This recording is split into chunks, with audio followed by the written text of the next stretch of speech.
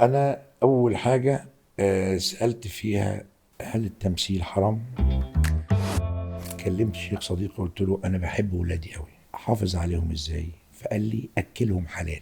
يعني الله. ما تجيش تأكلهم حرام وتقول العيال وتشتكي. باظ. أنت اللي في إيديك اللجام، أنت اللي راكب الحصان، أنت اللي هتدخل كفهم أو بطنهم حرام، فأنت اللي أذيتهم مش حد تاني. صح. فلما سألت شيخ قلت له التمثيل حلال ولا حرام؟ بس لما سألته يعني ما كرمشتلوش 200 جنيه، قلت له لا. قال لي في حديث عن النبي صلى الله عليه عليه وسلم: الصلاة والسلام. أحب الناس إلى الله أنفعهم، وأحب الأعمال إلى الله من يدخل السرور على قلب مسلم. هل الكوميديا اللي أنا بعملها دي مش الناس بتضحك؟ هو ده مش سرور؟ أكيد طبعا. طيب هل أنا في حياتي الفنية ما عملتش مشهد فيه حرام؟ اللهم لك الحمد والشكر، لأن زي ما بقول في حسنة جارية في سيئة وفي جارية. سيئة جارية. وده اللي عطلني كتير، بس الحمد لله ربنا عوض. امتى بقى؟ لما يكون انت عندك يقين بالله ان ربنا، يقين بجد، مش ربنا ما بيتجربش لما نشوف، لا، عندك يقين في ربنا. اداني بعد فتره بس اداك.